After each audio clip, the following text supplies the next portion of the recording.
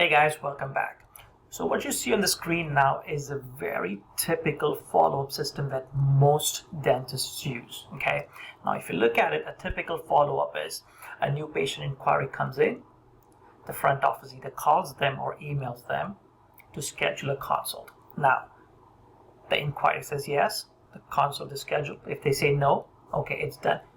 Sometimes there are some dentists that actually have a follow-up system with using constant contact or other email services where they would shoot them another email, but they still don't do the proper job of actually bringing that inquiry back and scheduling. Okay, so now I'm going to show you exactly how we go about scheduling patients for our dental clients. My name is Minaj Udani, and just follow this simple step-by-step procedure that we use to increase the number of high-paying patient cases for our clients.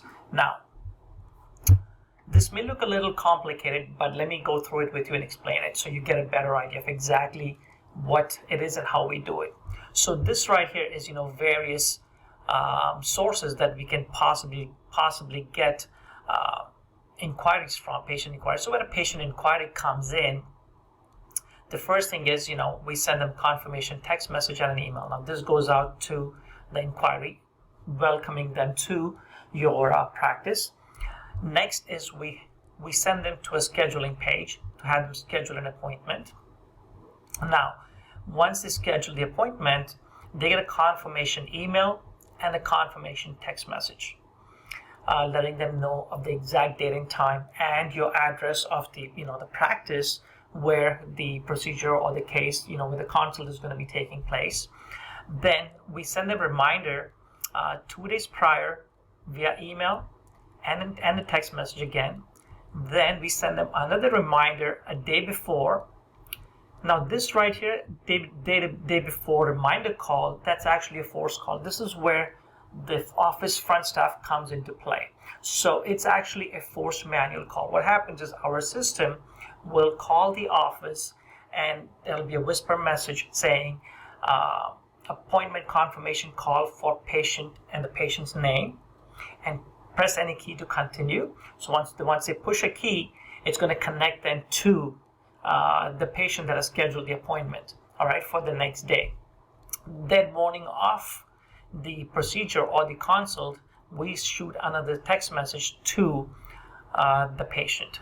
Then let's say once they fill out the form and they submit the inquiry but don't schedule the appointment, so this is what it says: appointment not scheduled. Now if they don't schedule an appointment, a day later we send them an email. Again, 2 days later we send them an email, one more email. Third day later we send them a text message on the third day. Fourth day is a voicemail. It's a ringless voicemail. It can either be the dentist himself, herself, or the front staff, just making a small recording, and that goes into our system that says, hey, you fill out a form, but you didn't schedule an appointment. Is something wrong? Is there anything we can help you with?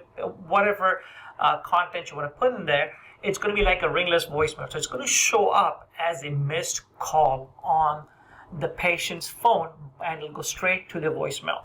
All right. Then on the fifth day, we send them a text message again. Sixth day, we do a force call again, which is similar to this one, where the office staff is going to get a call that, hey, this is a call for an unscheduled lead, name, whatever the name is. Press any key to connect, and it's going to connect to that inquiry. Now, if these notifications and follow-up systems don't work, we have what's called the left voicemail.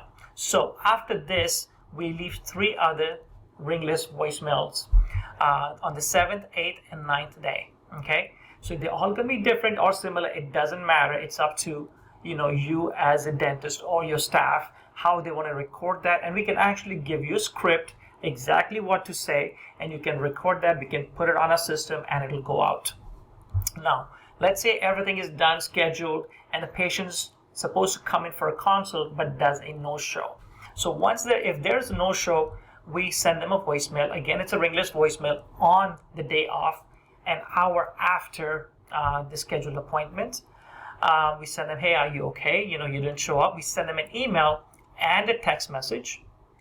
Then on the third day, we send them an email and a text message.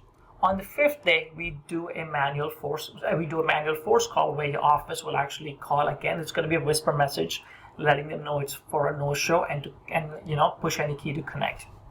Now, once the case is accepted, once the patient comes in for the consult and the case is accepted, we send them, again, a review. A month later, we send them a text message and an email, click this link to connect, click this link and it'll take them to a survey where we actually do a review for your service. We send them a 2-month newsletter. On the third month, we send them another review, which is a review with either Google or Facebook. We send them a link where they can actually leave you a review. The first review is just for you, which is going to be a survey that's going to get emailed to you. Then we send them a 4th month, 5th month newsletter, and 6th month we send them a reminder you want to come in for a cleaning, have them come back. And these newsletters and emails, it actually keeps you in their mind. All right, so they don't forget about you as a dentist. So in the following 4, 5, 6 months, if they run into someone, a relative, a friend that's interested in finding a new dentist, you're the first person that comes to mind.